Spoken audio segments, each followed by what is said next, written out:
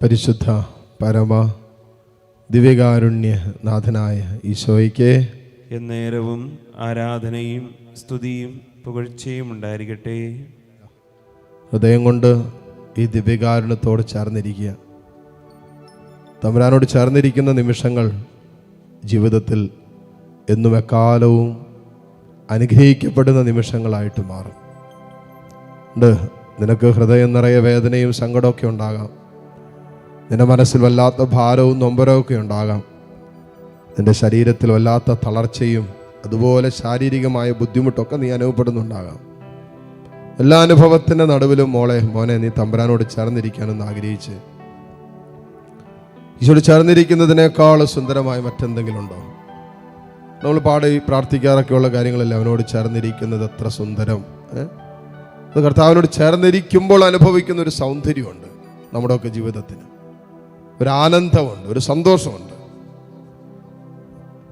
വല്ലാതെ കണ്ട് ഹൃദയം ദുഃഖപൂരിതമാകുമ്പോൾ, വല്ലാതെ കണ്ട് ജീവിതത്തിൻ്റെ സങ്കടങ്ങൾ ആഞ്ഞടിക്കാൻ തുടങ്ങുമ്പോൾ, ജീവിതത്തെയും ജീവിതത്തിൻ്റെ വഴിത്താരകളിൽ നിരന്തരമായ ആത്മീയവും ഭൗതികമായ സംഘട്ടനങ്ങളും സംഘർഷങ്ങളും നമ്മൾ വല്ലാതെ പിടിച്ചുലയ്ക്കുമ്പോൾ തമ്പുരാനോട് ചേർന്നിരിക്കാൻ കഴിയുന്നത് തന്നെയല്ലേ ജീവിതത്തിൻ്റെ സൗന്ദര്യം.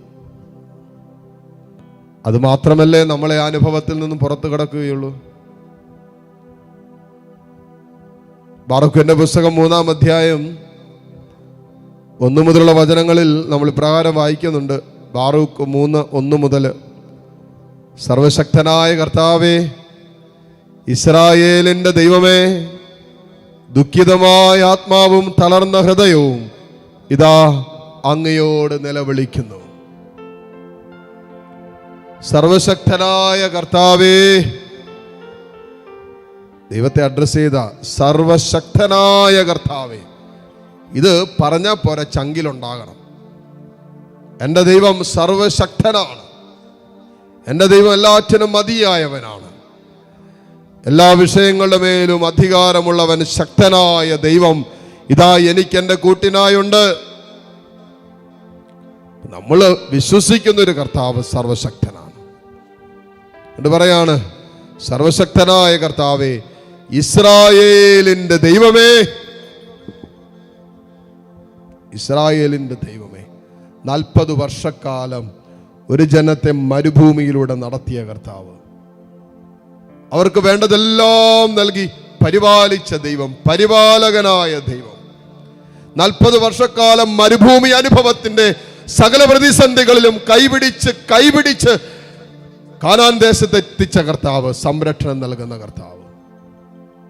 വെള്ളം തീർന്നു പോയപ്പോൾ, ഭക്ഷണമില്ലാതിരുന്നപ്പോ, ജീവിതത്തിന്റെ അനുദിന ജീവിതത്തിന്റെ ഓരോരോ കാര്യങ്ങളുമായി ബന്ധപ്പെട്ട് ഇസ്രായേൽ ജനം തകർന്നു പോയപ്പോൾ, ഭാരപ്പെട്ടപ്പോ അതാത് സമയത്ത് വേണ്ടത് നൽകിയ കർത്താവിന്റെ കാരുണ്യത്തിന്റെ കരുതലിന്റെ സ്നേഹം.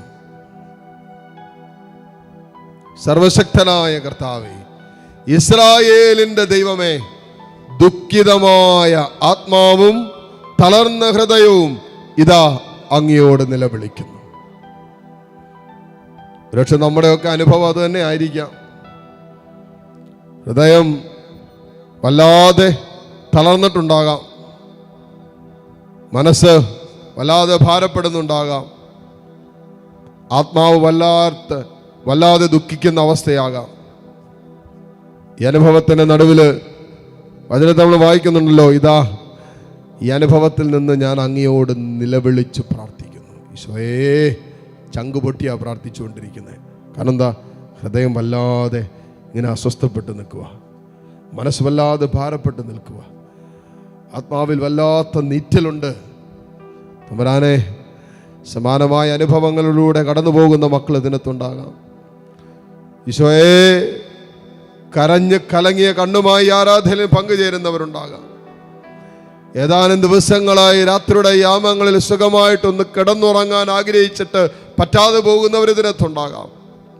സ്വസ്ഥത നഷ്ടപ്പെട്ടു പോയവര്, മനസാന്നിധ്യം നഷ്ടപ്പെട്ടു പോയവര്, രാത്രിയുടെ യാമങ്ങളിലെ സുഖനിദ്ര പോലും ജീവിതത്തിന്റെ ചില അനുഭവങ്ങൾ കവർന്നെടുക്കപ്പെട്ടതിന്റെ ഭാരം പേറുന്നവരൊക്കെ ഇതിനകത്തുണ്ടാകാം. ഈശോയേ, ഇതാ ഈ അവസ്ഥയിൽ നിന്നും നിന്നോട് നിലവിളിക്കുന്നു. ഹൃദയം തളർന്ന അവസ്ഥയിൽ നിന്നും ഈ മക്കൾ നിന്നെ നിലവിളിച്ച് പ്രാർത്ഥിക്കുന്നു, നിന്നോട് കണ്ണുനീരോടെ പ്രാർത്ഥിക്കുന്നു. കർത്താവേ, ശ്രവിക്കണമേ, കരുണ തോന്നണമേ. ഞങ്ങൾ അങ്ങയുടെ മുമ്പിൽ പാപം ചെയ്തിരിക്കുന്നു എന്നാ ഫാറൂഖ് പ്രവാചകനിൽ പറഞ്ഞു വെച്ചിരിക്കുന്നത്. ദൈവമേ, എന്നോട് കരുണ തോന്നണമേ, ദൈവമേ എന്നെ ശ്രവിക്കണമേ എന്നാ പ്രാർത്ഥിക്കുന്നത്. അല്ലേ, നമ്മളും പറയാറില്ലേ, കർത്താവ് ഒന്ന് ശ്രവിച്ചിരുന്നെങ്കിൽ, എൻ്റെ ദൈവം ഒന്ന് കേട്ടിരുന്നെങ്കിൽ, എൻ്റെ ഈ പ്രശ്നം, എൻ്റെ ഈ പ്രതിസന്ധി, എന്താ ദൈവമേ നിനക്ക് ചെവിയില്ലേ? എൻ്റെ പ്രശ്നം മാത്രം കേൾക്കാൻ എന്തേ ദൈവമേ നീ വൈകുന്നു? എന്താ കർത്താവേ നീ എന്നോട് മാത്രം കരുണ കാണിക്കാത്തെ? അങ്ങനെ നിരന്തരമായ ചില അവിശ്വാസത്തിന്റെ ചോദ്യങ്ങൾ നിന്റെ മനസ്സിൽ ഉയർന്നു വരുന്നില്ലേ? തമ്പുരാൻ അതെല്ലാം വിട്ടുകൊടുത്തിട്ട് ദൈവമേ ഒരു കൊച്ചു കുഞ്ഞിനെ പോലെ തമ്പുരാന്റെ മുമ്പിൽ നിഷ്കളങ്കമായ ഹൃദയത്തോടെ നിന്നിട്ട് കരയാനാണ് തോന്നുന്നതെങ്കിൽ കരഞ്ഞുകൊള്ളുക. മനസ്സ് വല്ലാതെ ഭാരപ്പെടുന്നുണ്ടോ? ആ ഭാരം നിന്റെ കണ്ണുകൾ ഈറനണിയിക്കുന്നുണ്ടെങ്കിൽ പൊക്കോട്ടെ, ഒഴുകട്ടെ. തമ്പുരാന്റെ മുമ്പിലല്ലേ, എല്ലാം അറിയുന്നൊരു ദൈവത്തിൻ്റെ മുമ്പിലല്ലേ, എല്ലാം പറയാനും പങ്കുവയ്ക്കാനും പറ്റുന്നൊരു കർത്താവിൻ്റെ മുമ്പിലല്ലേ, ആരും മനസ്സിലാക്കാത്തതും ആരും കേൾക്കാൻ കൂട്ടാക്കാത്തതുമായ ജീവിതത്തിൻ്റെ അനുഭവങ്ങളെല്ലാം കേൾക്കാൻ തയ്യാറായി നിൽക്കുന്ന ഒരു ദൈവം നിന്റെ കൂട്ടിനുണ്ടല്ലോ. ആ കർത്താവിങ്കിലേക്ക് നിന്റെ രണ്ട് കരങ്ങൾ ഉയർത്തിപ്പിടിച്ച് ആ കർത്താവിങ്കിലേക്ക് നീ പങ്കുവയ്ക്കുക. ഒരു സുഹൃത്തിനെ പോലെ നിന്റെ ജീവിതത്തിൽ കിട്ടാവുന്ന ഏറ്റവും വലിയ സൗഹൃദമാണ് ഈശോയുമായിട്ടുള്ള സൗഹൃദം. ഇതിനപ്പുറം ഒരു സൗഹൃദം ഈ ഭൂമിയിൽ നിനക്ക് സ്ഥാപിക്കാനില്ല.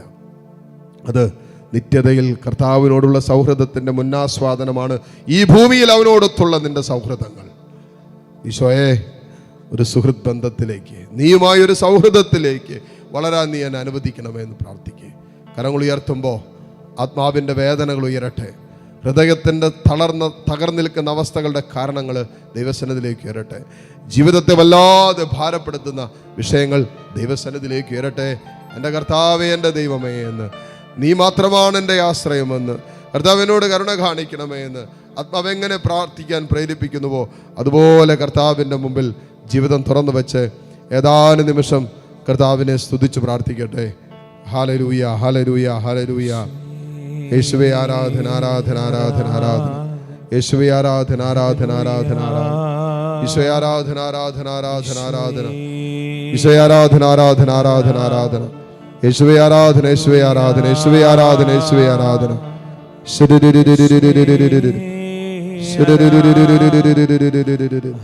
Hallelujah, hallelujah, hallelujah, hallelujah. ഈശോയെ ആരാധന, ആരാധന, ആരാധന, ആരാധന, ആരാധന, ആരാധന, ആരാധന.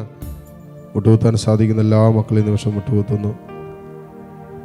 ദിവ്യകാരുണ്യ ഈശോയുടെ ആശീർവാദം സ്വീകരിക്കാൻ ഒരുങ്ങുന്ന നിമിഷമാണ്. ഈ കഴിഞ്ഞ നിമിഷങ്ങളിൽ നമ്മളെ കൈപിടിച്ച് നടത്തിയ കർത്താവിന് നന്ദി പറയാം. കർത്താവിൻ്റെ പരിശുദ്ധമായ സ്നേഹം ഈ നിമിഷങ്ങളിൽ നമ്മളെ വലയം ചെയ്യട്ടെ. ആഗ്രഹിച്ച് പ്രാർത്ഥിക്കാം. ഏതെല്ലാം വിഷയങ്ങളിൽ കർത്താവിൻ്റെ ആശീർവാദം നിങ്ങൾ ആത്മാർത്ഥമായിട്ട് ആഗ്രഹിക്കുന്നുണ്ടോ ആ വിഷയങ്ങളെ കർത്താവിന് കൊടുത്ത് താഴ്ന്ന സ്വരത്തിൽ സ്തുതിച്ചുകൊണ്ട് ഈശ്വരാശീർവാദം നമുക്കിപ്പോൾ സ്വീകരിക്കാം. Hallelujah, hallelujah. ആരാധന, ഹല്ലേലൂയ, ഹല്ലേലൂയ. ഈശോയെ ആരാധന, ആരാധന, ഹല്ലേലൂയ, ഹല്ലേലൂയ.